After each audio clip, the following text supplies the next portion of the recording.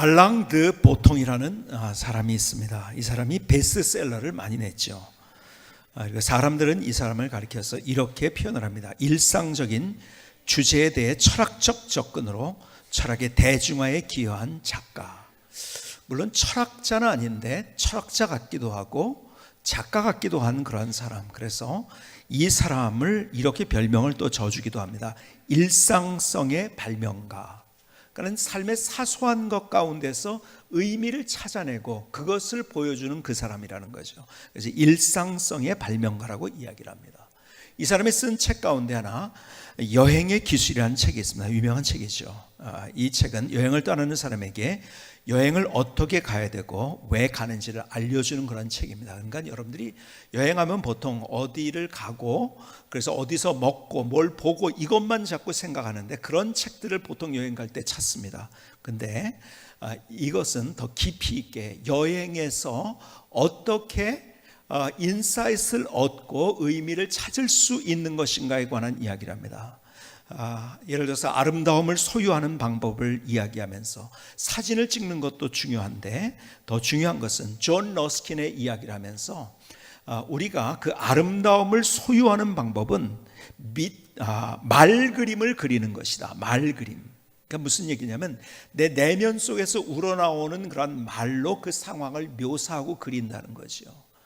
그럴 때 그것이 우리에게 더 다가오고 여행의 의미를 우리가 찾을 수 있다는 얘기를 합니다. 그리고 이분이 실제적으로 여행한 것을 이제 소개를 하면서 하는 거죠. 그렇지만은 어디 가서 먹느냐 뭐 이런 것이 아니라 예를 들어서 프로방스 지방에 가서 고을을 어떻게 느꼈고 그래서 작가의 시선으로 그리고 또 이 예술가의 시선을 볼 때 그 사이프러스 나무, 특별히 고흐가 사이프러스 나무를 많이 그렸지 않습니까? 사이프러스 나무를 바라보게 만들고 새로운 시각으로 바라보게 만들고 또 그 흔한 올리브 나무를 다시 새롭게 바라보는 그러한 방법, 이런 것들을 소개하고 있어요. 그런데 이 책 속에서 아주 중요한 문장 하나가 있더라고요. 이 사람이 이렇게 얘기를 합니다. 새로운 생각은 새로운 장소를 요구한다. 새로운 생각은 새로운 장소를 요구한다는 것입니다. 그러니까 우리가 일상성을 떠난다는 것, 그럴 때 우리가 어떻게 되느냐, 그냥 우리가 일상 안에 매몰되어 있을 때는, 함몰되어 있을 때는요, 너무 인생이 주관적입니다. 여러분, 내가 주관적일 때 훨씬 더 불행하다는 거 아십니까? 객관적인 나를 조명할 수 있는 것은 내가 있던 일상성을 떠나는 거예요. 그러니까는 주관적인 인생을 객관적인 인생으로 만든다는 거죠. 새로운 인사이트를 또 얻을 수 있고 새로운 생각, 새로운 장소를 요구한다는 의미가 그런 거죠. 여러분, 여행에서 많은 인사이트를 얻어요. 그리고 여행은 생각의 스펙트럼을 넓혀줍니다. 이렇게 사는 사람도 있구나. 우리는 이렇게 먹는데 이렇게 먹는 사람도 있구나. 그 삶을 같이 경험하면서 내가 가졌던 생각이 너무 좁은 생각이라는 것, 그래서 생각의 스펙트럼을 넓혀주기도 합니다. 더 나가서 여행을 통해서 내가 알고 있었던 어떤 지식의 어떤 단편성을 꿰주는 그런 역할도 합니다. 직접 그 역사의 현장으로 가볼 때 아하, 이런 거구나. 예를 들어서 이제 우리가 캄보디아에 갑니다. 캄보디아에 우리 선교사님이 있어요. 거기 가면 유명한 게 이제 킬링필드의 흔적이 있죠. 그러니까 거기 가보면은 그것이 얼마나 이 가슴으로 와닿죠. 킬링필드라는 것이 얼마나 무시무시한 것이었었고 그것이 우리의 역사에 주는 의미가 무엇인가를 또 우리가 볼 수 있게 되는 거죠. 그러니까는 그냥 그 단어에 혹은 문장에 책에 갇힌 그러한 역사가 아니라 내 가슴에 와닿는 역사를 우리가 또 만날 수 있기도 하는 거죠. 여행이. 그래서 저는 우리 목사님들에게 여행이 굉장히 중요하다는 이야기를 합니다. 왜냐하면요, 그렇게 될 때 생각의 스펙트럼도 넓어지고, 말씀드린 대로 내가 주관적으로 나 중심적인 것이 아니라 객관적으로 나를 바라보게 되고 새로운 인사이트도 얻게 되고, 그리고 역사를 이해하면서도 어떤 평면적인 역사가 아니라 입체적인 역사를 알 수도 있고 하기 때문에 특별히 리더들은 그래서 자꾸 새로운 것, 그러니까는 여행이라는 것이 꼭 외국을 간다는 의미를 떠나가지고 내가 갔던 일상성에서 다른 곳에 가보는 것, 이것이 굉장히 중요한 것이라고 생각이 되었습니다. 여행을 얘기하면 관광을 얘기하는 줄 아는 사람들이 있어요. 여러분, 제가 얘기하는 것은 관광이 아닙니다. 늘 말씀드린 것처럼 지난주에도 말씀드렸죠. 이 관광과 여행은 완전히 다른 것입니다. 관광은 돈으로 하는 거예요. 그냥 따라다니는 거예요. 그리고 내가 거기서 돈을 500만 원을 냈어요. 근데 500만 원어치가 충족이 안 된 것 같으면 화가 나요. 내가 아름다움을 보고서 화가 납니다. 관광 가는 사람들은요. 그렇죠? 근데요, 그래서 무전 관광은 없다 그랬죠. 뭐죠? 무전 여행은 있습니다. 그렇죠? 그러니까 내가 때로는 그 좀 불편한 데서 그런 것들을 경험하면서 많은 인사이트를 얻기도 하고 내가 깨달음을 얻기도 하는 것, 그런 것이 여행이죠. 그래서 저희 교회에서 이제 뭐 성지순례다, 또 아니면 또 우리가 선교제 가서 선교여행 같은 것들을 우리 하기도 합니다. 그런데 제가 들으니까 이런 분들이 있다고 하는 얘기를 들었어요. 교회에서 가는 거 가면은 재미가 없을 것 같아서 못 가겠어, 그런 분들이 있다고 하더라고요. 슬며시 웃으시는 분들은 그런 분인 것 같아요. 어디 봅시다. 여러분, 재미를 따라가려면 그냥 집에서 고스톱 하는 게 더 좋습니다. 돈 내고서 그렇게 할 게 아니라. 근데 그런데 가보면 우리가 이번에도 우리가 정말 아프리카에 제일 어려운 지역에 간 거죠. 최근식 선교사님이 거기에 가게 됩니다. 우리 의로 선교와 함께. 그러면 거기에서 그 사람들과 함께 살고 먹는 것을 같이 느끼면서 진짜 여행이 뭔지를 감동적으로 알게 될 거예요. 그러니까 선교 여행을 다녀온 사람들은 그냥 관광을 다녀온 사람과 다르게 진한 감동이 있습니다. 그리고 인생이 뒤를 돌아볼 때 여행은 금방 잊어버립니다. 어디 갔다 왔다는 것, 그러니까 내가 갔다 온 걸 자랑합니다. 뭘 먹었다는 것, 블로그에 올라온 것도 뭘 먹었다, 뭘 봤다, 이게 아니에요. 여러분, 제가 앞서 말씀드린 알랑드 보통이 하는 얘기가 뭐냐면 여행은 의미라는 거예요. 의미를 찾을 수 있어야 된다는 거예요. 그 의미. 관광은 그것을 못하는 거죠. 여러분, 여행은 거기에서 의미를 찾을 수 있을 때 그 여행의 가치를 우리가 경험할 수 있는 거예요. 제가 의미 얘기를 합니다. 여러분, 시간도 그거예요. 시간도 의미가 중요합니다. 여러분 아시는 것처럼 헬라어에는 두 가지 단어가 있어요. 똑같은 시간이지만 우리나라 말로는 똑같이 시간으로 번역이 됩니다. 그런데 크로노스와 카이로스가 있습니다. 크로노스는 뭐냐면 기계적인 시간입니다. 물리적인 시간입니다. 자동적으로 지나가는 시간이에요. 그렇죠? 지금 몇 시가 됐다. 1시간 지났네? 이런 크로노스의 시간. 그런 크로노스의 시간이 있는 것만 아니라 헬라어에는 카이로스라는 시간이라는 단어가 있어요. 카이로스는 의미와 가치가 접목된 시간입니다. 기회라고 얘기하기도 합니다. 여러분, 크로노스의 시간만 있는 사람은요, 기계적인 인생 혹은 동물적인 인생을 살아갑니다. 그 인생에 감격이 없어요. 그걸 기쁨도 경험하지 못합니다. 크로노스만. 근데 카이로스가 있어야지 인격적이고 인간다운 혹은 의미가 있는, 인생에 감동이 있는 그러한 인생을 살아가는 거예요. 여러분, 시간에도 의미가 담겨질 때 우리의 인생이 가치가 있는 거예요. 여러분, 역사도 마찬가지입니다. 역사도 의미가 중요합니다. 예를 들어서 카이사르 시저가 루비콘강을 건넜어요. 루비콘강을 건넜구나. 여러분, 루비콘강은 작은 강입니다. 누구나 쉽게 건널 수 있는 곳이에요. 그냥 거기를 건너간 것이 아닙니다. 거기에는 의미가 있는 거예요. 건너가기 어렵지 않은 것인데, 여러분, 그 시대에는 공화정 말기였었죠. 이제 왕정을 거쳐서 로마가 공화정이 됩니다. 그리고 공화정 말기에 카이사르 시저가 보니까요, 이런 어떤 빈부격차가 심해지고 어려운 사람들이 많아지고, 그리고 삶의 인생이 파탄되는, 그런 재정적으로도 파탄이 되고 하는 그런 어려운 사람들이 많아진 거, 이거 안 되겠다. 이게 편차가 너무 크다. 이걸 어떻게 우리 사회를 새롭게 하지 않으면 소망이 없다. 로마가 소망이 없다. 그래서 그 마음을 가지고 루비콘강을 건너는 거예요. 근데 루비콘강을 건너면은 뭡니까? 그것은 반역이었습니다. 법적으로 그것은 반역이었습니다. 이 전쟁에 나갔던 군사들이 올 때는, 루비콘강을 건널 때는 다 무장 해제를 하고 로마에 들어와야만 합니다. 근데 그 루비콘강을 그런데 걷는 거예요. 그래서 시저의 어록이라고 할까요? 뭐 이런 말 중에서 유명한 말들이 있죠. 마지막 죽을 때는 그가 이제 블루투스에 의해서 블루투스와 함께한 원로원 이 문 앞에서 이제 암살을 당하지 않습니까? 그 앞에 블루투스 자기 양아들이잖아요. 자기 아들이 그 앞에서 자기를 같이 죽이는 모습을 보면서 블루투스 너마저도, 아주 유명한 말이 됐죠. 블루투스 너마저도.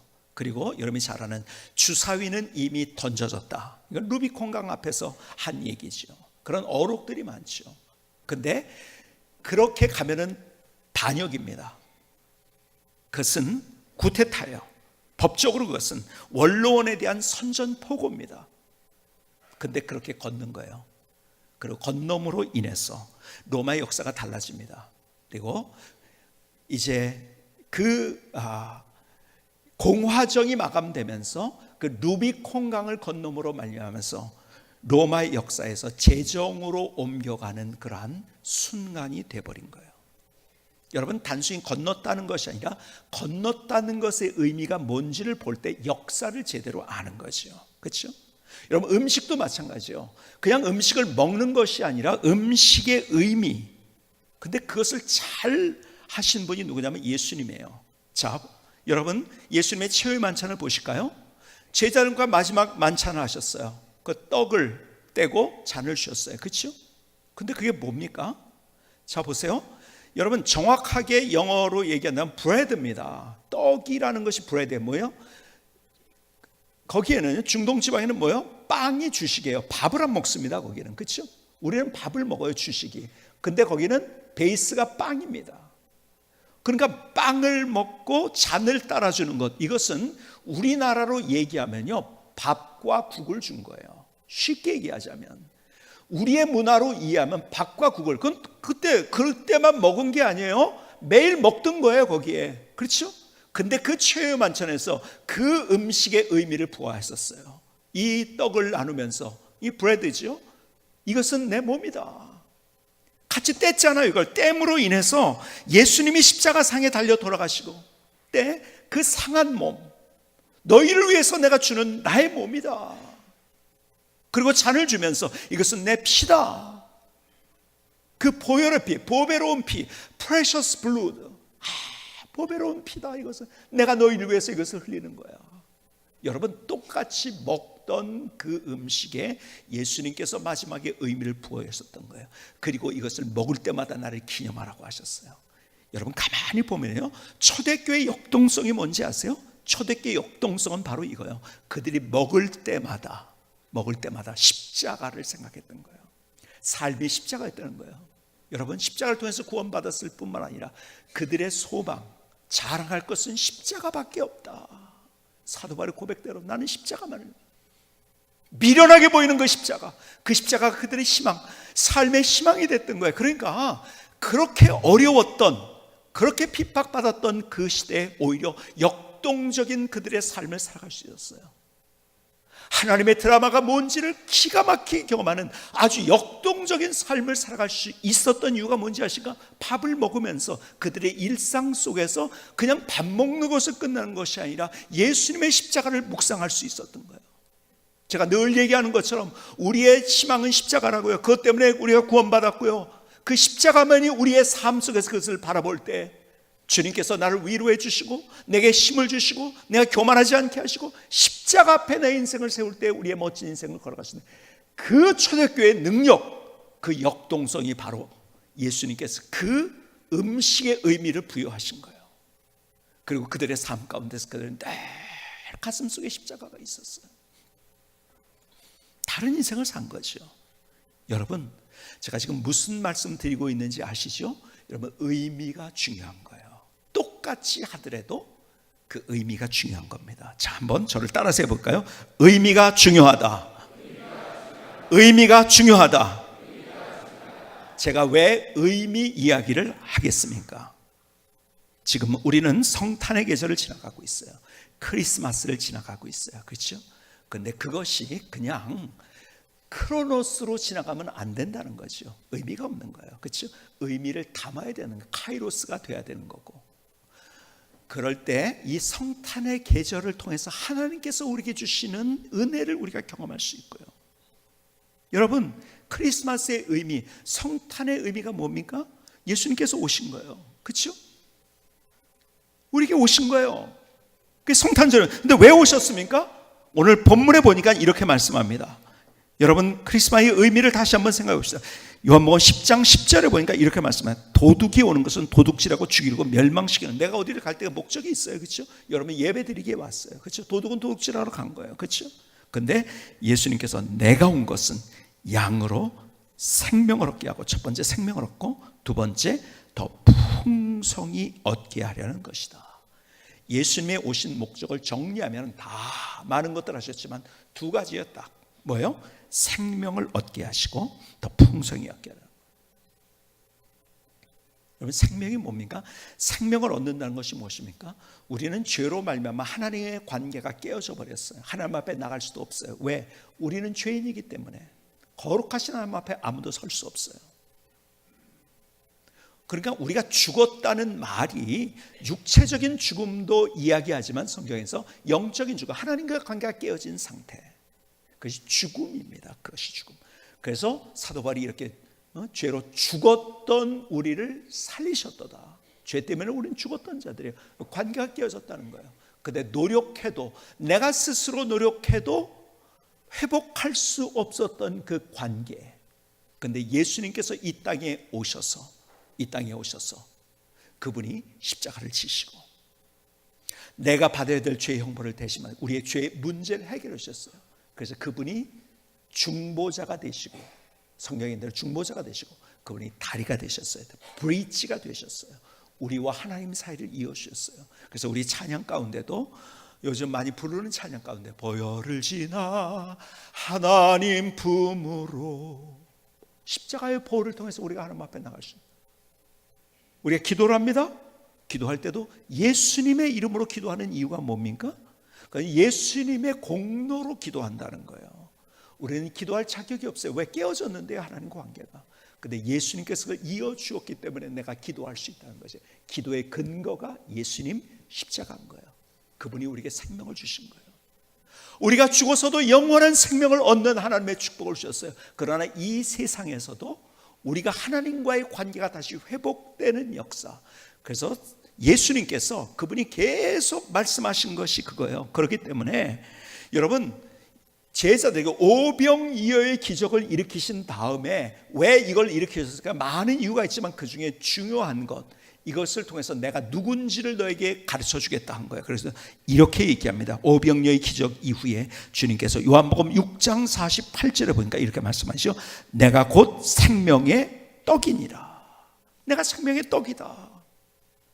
세상이 주는 것을 우리를 줄이게 하고 그것으로 우리의 인생을 책임질 수 없죠. 나는 너에게 영원한 생명을 주는 생명의 떡이다. 그분이 떡이 되셨어요. 요한복음 8장 12절은 우리에게 이렇게 말씀합니다. 예수께서 또 말씀하여 이르시되 나는 세상의 빛이 나를 따르는 자는 어둠에 다니지 아니하고 생명의 빛을 얻으리라. 주님께서 생명의 떡이다. 생명의 빛이다. 그렇죠? 그러니까 우리가 인생을 살아가면서 왜 우리가 두려운지 아세요? 우리가 느끼지 못해도 그것을 내가 감각하지 못한다 할지라도 내가 어둡기 때문에 그런 거예요. 어둠은 두렵습니다. 말씀드린 것처럼 제가 어렸을 적에 외갓집에 갔을 때 저희 외할아버님 댁에서 작은 외할아버님 댁으로 가는데 거기 야산이 조그만 게 있어요. 밤에 거기를 건너는데 거기 무덤이 있고 좀 그렇거든요. 조그만 야산이지만 너무 무서워요. 누가 가서 탁 채갈 것 같고 달려갈 것 같고 너무 무서워.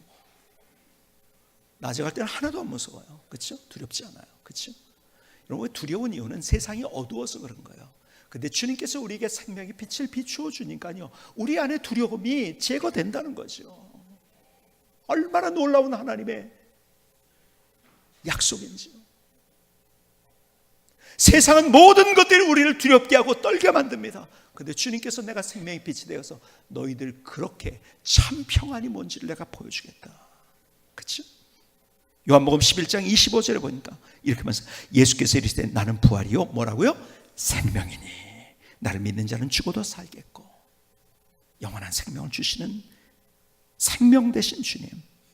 그래서요, 성경을 기록한 이유를 이렇게 얘기합니다. 요한복음 20장 31절에 보니까 오직 이것을 기록함은 너희로 예수께서 하나님의 아들 그리스도이심을 믿게 하려 하며 또 너로 믿고 그 이름을 힘입어 뭐를? 생명을 얻게 하려 함이니라. 여러분 성경 왜 기록하는지 아세요? 야, 너 이렇게 윤리적으로 살아야 돼, 도덕적으로 살아야 돼, 이런 걸 위해서 도덕 교과서가 아니에요. 그거를 한참 뛰어넘는 성경은 우리에게 생명에 관한 이야기를 해주고 있어요. 여러분 간디가 그런 얘기를 했어요. 모든 종교 똑같대요. 똑같이 산에 올라가는 거래요. 어디에서 올라가든지, 그러니까 이것도 도교도 기독교고 불교고 다 똑같이 만난다는 거예요. 여러분, 근데 우리는 산에 올라가는 자들이 아니에요. 하늘에 올라가는 자들이에요. 다릅니다. 산에 올라간다고 그러니까 이것도 되고 저것도 아니에요. 산을 뛰어넘는 그 하늘, 그 영원한 생명을 우리에게 주신 하나님. 다른 사람은, 다른 종교는 산에 오르게 할지 몰라요. 근데 산에 오르게는 하지만 하늘에 오르게는 못합니다. 그러니까 다른 종교는 다 똑같죠. 그래서 기독교도 똑같은 게 아니에요. 하늘에 관한 이야기를 하고 있는 거예요. 우리에게 그 생명을 주신 거예요. 주님께서 이 땅에 오신 이유가 바로 이거라는 거예요. 첫 번째 그 생명을 주기 위해서.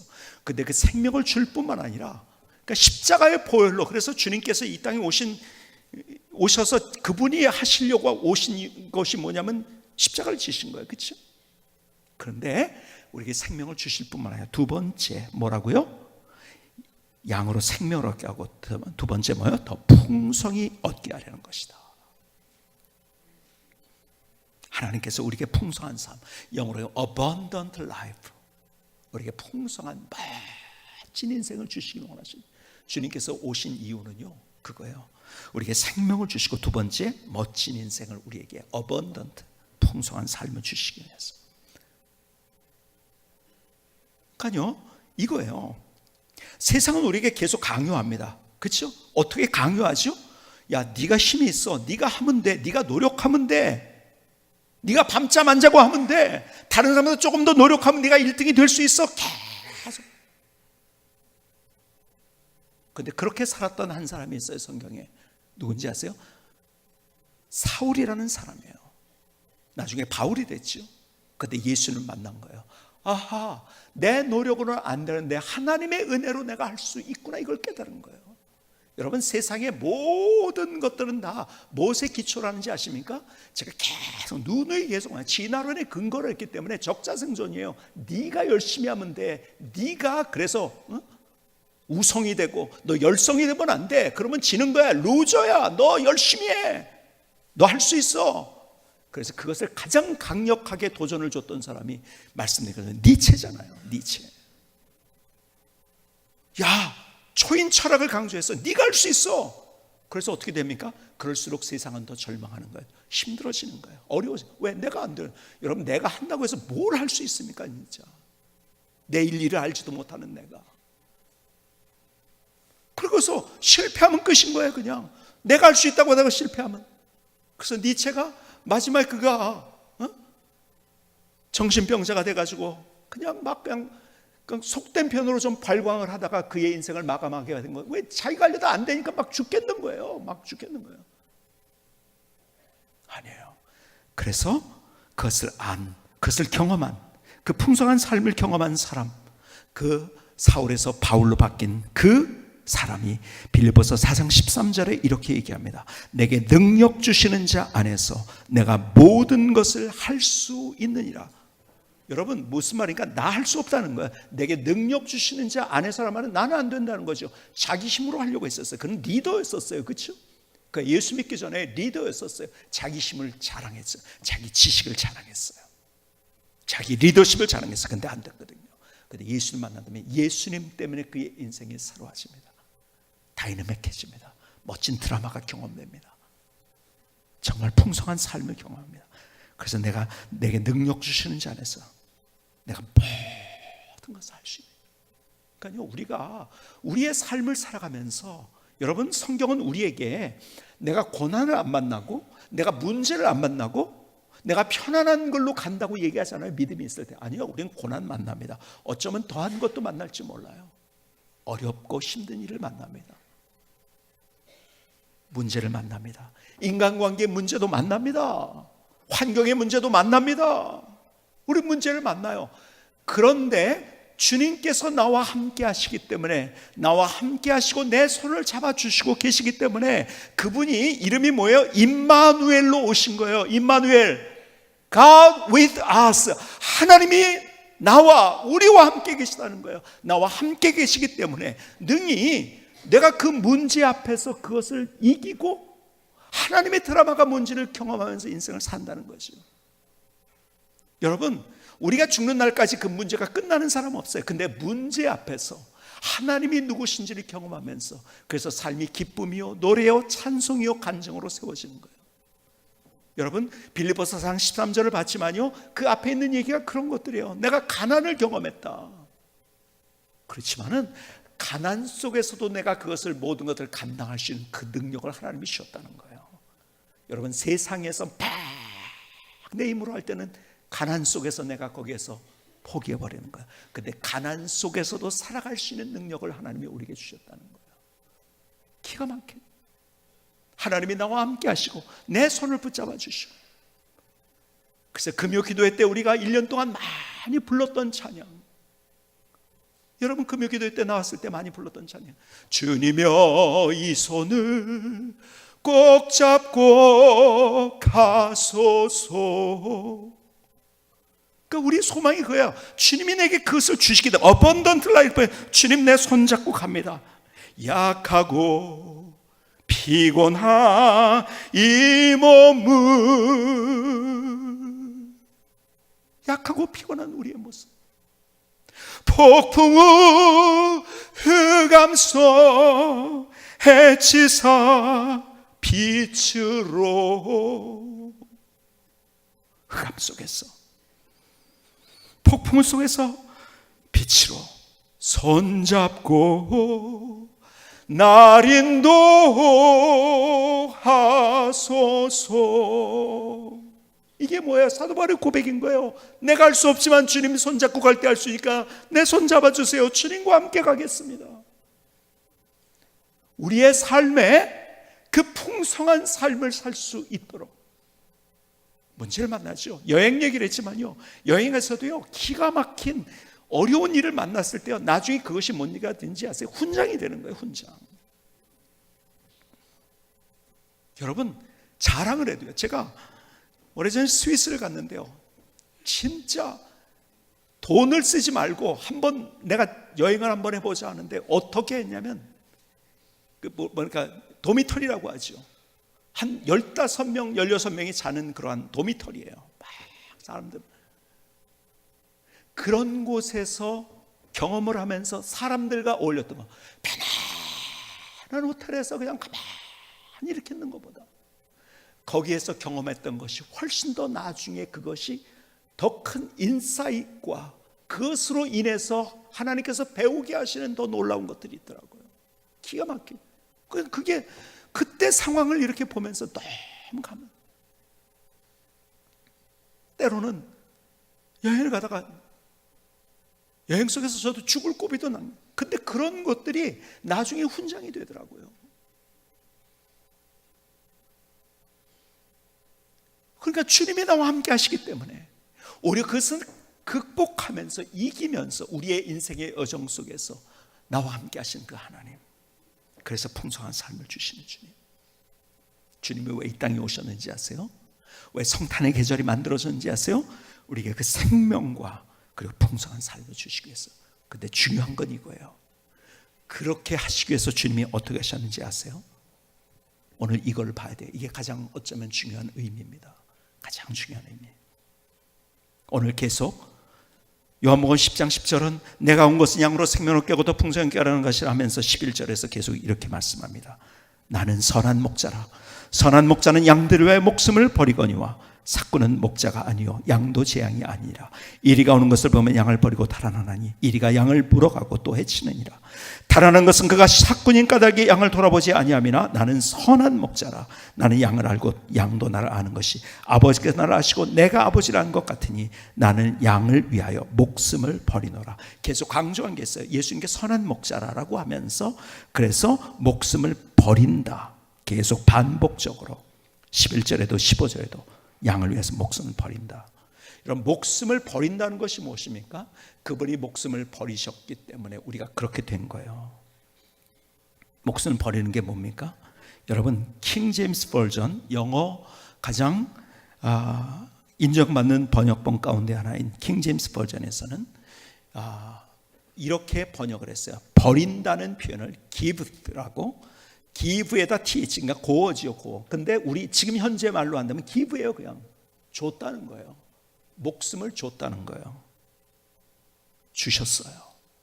뭐를요? 목숨을 주셨어요. 여러분, 이것을 현대인의 성경에서는 이렇게 번역을 합니다. 요한복음 10장 11절에 보니까 나는 선한 목자이다. 선한 목자는 양을 위해 자기 생명을 뭐라고요? 바치셨어요. 목숨을 바치셨어요. 주셨어요. 왜요?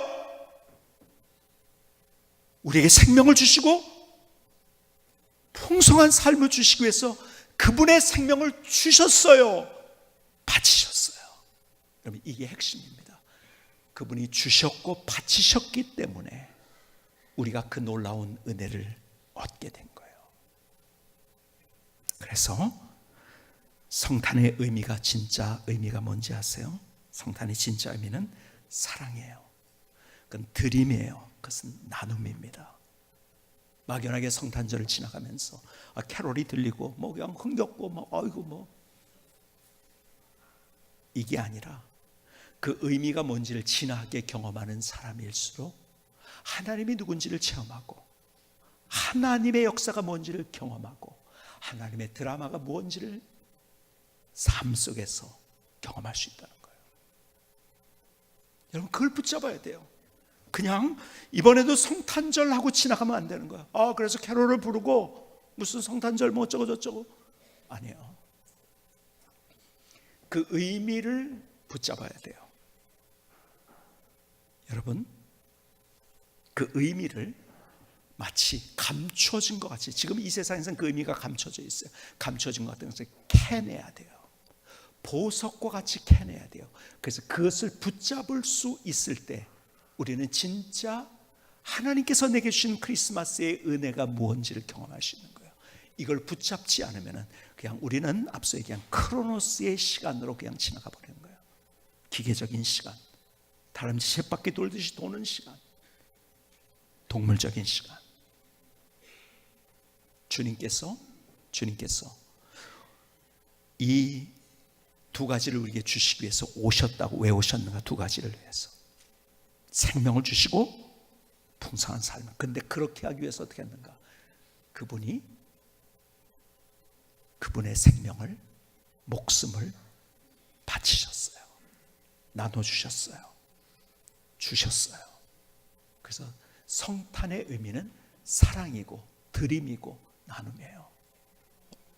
그래서 우리가 성탄절에 어쩌면은 지금 이 성탄절에 옛날부터 우리 기독교가 가지고 있던 전통 가운데 가장 큰 전통은 뭐냐면 성탄절을 통해서 우리가 더 나누는 거예요. 더 베푸는 거예요. 다시 이게 회복돼야 돼요. 그래서 거기서 하나님께서 우리 안에 이 땅 가운데 흐르게 하시는 하나님의 은혜의 물줄기를 우리가 경험하면서 하나님의 기적이 뭔지, 이 황무한 이 땅에 그러나 은혜의 물줄기가 흐르기만 한다면 거기엔 꽃이 피고 열매 맺는 기적이 일어나는 거예요. 그런데 어디서부터? 우리가 주님이 그렇게 하셨던 거죠. 우리가 주님의 제자라고 한다면, 주님을 따라가는 사람이 된다면 우리가 그렇게 우리가 사랑하고 그렇게 우리가 나누고 베풀고 본질, 그 의미를 우리가 붙잡아야 돼요. 그런 역사가 있을 수 있기를 주님의 이름으로 축복합니다. 김승계 성사님의 찬양을 들으시겠습니다.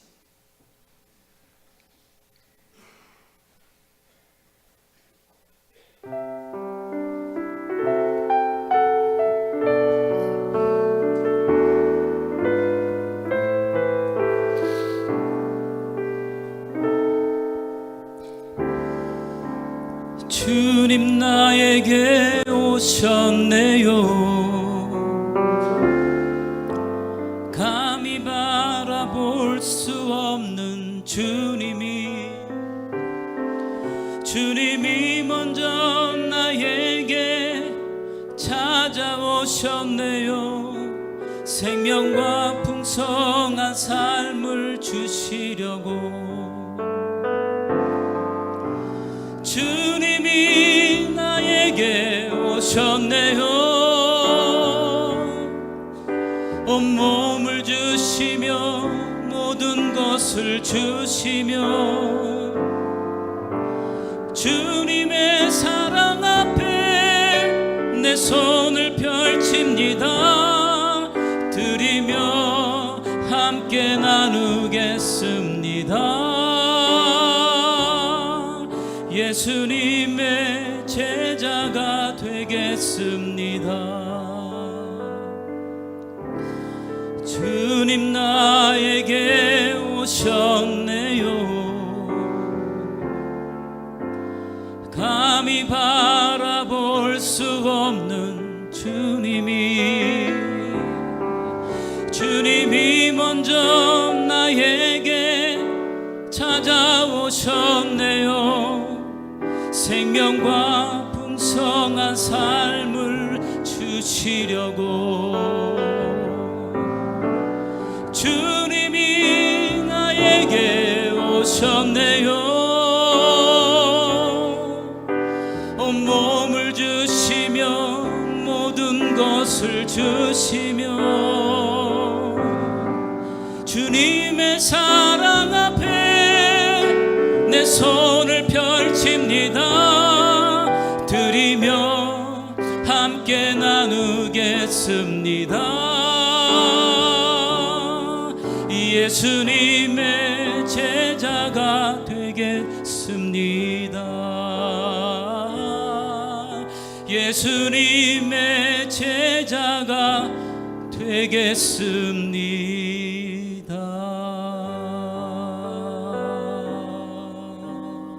아멘. 하나님, 나의 고백입니다. 나의 결단입니다. 나의 노래를 주님 앞에 드립니다. 참 크리스마스의 문화가 점점 무너져가는 시대에 살고 있어요. 미국조차도 메리 크리스마스 하면 안 돼요. 이제는 종교 편향이랍니다, 그것이. 그래서 해피 홀리데이. 메리 크리스마스 하면 안 된대요. 여러분, 세상이 이렇게 변해가고 있어요. 그러니까 이런 모든 것들이 무너지기 시작하는 거예요. 그러니까 캐롤이 없어지고요. 옛날에는 크리스마스 때 우리가 함께 했던 많은 것들이 있잖아요. 뭐 새벽 성도하고 막 이런 것들이 다 없어져 버린 거예요. 왜? 또 불편을 주니까요. 사람들이 신고가 들어오고요. 그래서 제가 오래전에 벌써 이제 한 뭐 5년 6년 됐나요? 이제 벌써 제가 마음속에 구상을 했어요. 그러면 어떻게 크리스마스에 좋은 문화를 만들어갈 것인가? 우리가 찾아갈 수 없지만은 찾아오게 만드는 방법 가운데 하나가 플래시몹을 만드는 거더라고요. 그래서 제가 목사님들인데 우리 교회가 이런 거 좀 하려고 한다고 제가 제안을 이런 얘기를 했더니 같이 하세요. 그래서 여러 교회가 같이 만나게 됐어요. 그래서 그런 모든 이제 큰 밑그림을 제가 그리고 또 거기에서 이제 은사가 있는 분들을 노래를 뭘 할 거냐 이런 것들 다 결정하고 또 이렇게 막 안무도 하고 이런 것들 해가지고 우리 교회에서 연습을 계속하고 화정역에서 우리가 또 연습 한번 하고 또 몇 번 이렇게 하고 광장에서도 하고 내려가서도 하고 그리고 결국 이제 그걸 가지고서 어디로 갔느냐 여러분이 아시는 것처럼 서울역에 갔어요.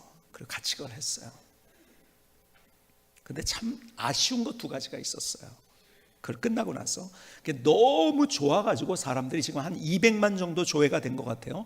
여러분, 우리 교회에서 만든 것이 200만 정도가 조회가 됐다는 거 기가 막힌 거 아닙니까? 전 세계로 가고 있더라고요. 그리고 거기에 제일 많은 것들, 눈물 난다는 그러한 코멘트가 제일 많더라고요.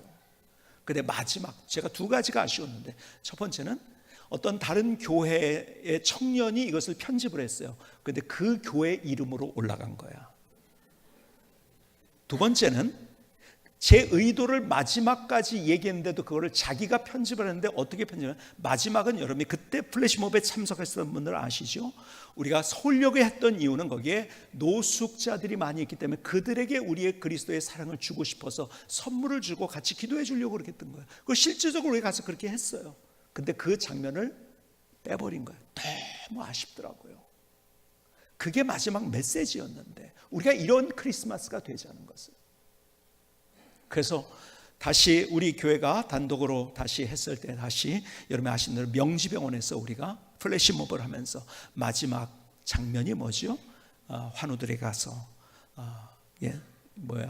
선물을 주고 하는 크리스마스의 것을 나누는 거예요. 나눔이 마지막 우리의. 그래서 여러분들에게 이번 주에 제가 알기로는 문자로 여러분들이 간 것 같은데 그 플래시몹 명지병원에서 했던 것이 여러분이 아마 유튜브 주소가 갔을 거예요. 그래서 요즘은 뭐 카드를 보내는 것이 아니고 요즘은 뭐 영상, 그림 이런 거 해가지고서 이제 뭐 크리스마스 때 이렇게 사람들이 보내잖아요. 그때 여러분이 보내서 많은 사람이 좀 감동을 주고 메시지를 전해줬으면 좋겠다 해서 여러분이 친구들이나 지인들에게 그렇게 보내줬으면 좋겠다 이렇게 생각. 근데 그거예요. 크리스마스에 가장 중요한 것이 뭔지 아세요? 주님이 우리에게 주셨듯이 우리가 주는 거예요. 여러분 이걸 붙잡아야 돼요. 이걸 붙잡아. 우리의 플래시몹의 마지막 것이 이미지가 그거였듯이. 여러분 우리 교회가 훨씬 더 멋있게 크리스마스 추리할 수 있어요. 여러분 우리 교회 멋있게 크리스마스 추리하려면 돈 얼마 드는지 다른 데서 한 거 봤더니요, 견적을 받아봤더니 2천만 원 들고 3천만 원 드는 데도 있더라고요. 여러분 그게 보통 많이 드는 게 아닙니다. 이거 제대로 추리할, 백화점 같이 하려고 하잖아요. 아이고 뭐 5천만 원이 들지도 모르겠어요. 그래서 우리가 멋있는 것을 과시하는 것보다 멋있게 했을 때 사람들이 야 교회 잘한다 그러겠습니까? 믿지 않는 사람들이 아니에요. 우리가 그들이 깨닫든지 못 깨닫든지 그 돈 내에 있다고 한다면 그것으로 더 나누고 베푼 것. 크리스마스 계절에 우리가 더 많이 교회적으로도 나누고 베푸는 것, 지역과 많은 곳을 우리가 나누고 베푸는 것들을 합니다. 더 많이 베풀고 더 나누어주고. 여러분 이게 돼야 된다는 거예요. 여러분 이 의미를 붙잡아야 돼요. 이 의미. 나는 계속해서 줬는데 저 사람 한 번도 아니야. 그래도 주는 거. 그것이 예수님의 마음이에요. 그렇죠? 내가 줘도 반응이 없으면 그래도 주는 거예요. 제가 원수 같은데요? 그 사람에게도 주라고요? 주님이 그렇게 하셔요. 우리는 얼마나 원수가, 우리는 내 마음대로, 예수님 배반하고 내 마음대로 살았잖아요. 그런데 주님이 먼저 우리에게 다가오셔 주신 거예요. 그렇죠? 진짜 그 주님의 마음을 안다면 우리가 그렇게 줄 수 있는 거예요. 나눌 수 있는 거예요. 베풀 수 있는 거예요. 여러분 이 크리스마스가 우리가 다가오고 있어요. 다시 우리가 그거 붙잡아야 돼요. 크리스마스의 의미를 보석같이 캐내야 돼요. 그리고 그렇게 우리가 사라져야 돼요. 사라져야 된다고 할 때 두 가지 의미가 있어요. 사라진다, 없어진다는 거 그 말이 아니에요. 살아낸다는 거예요. 그렇게 살아내는 거예요. 우리가 함께 살아내는 거예요.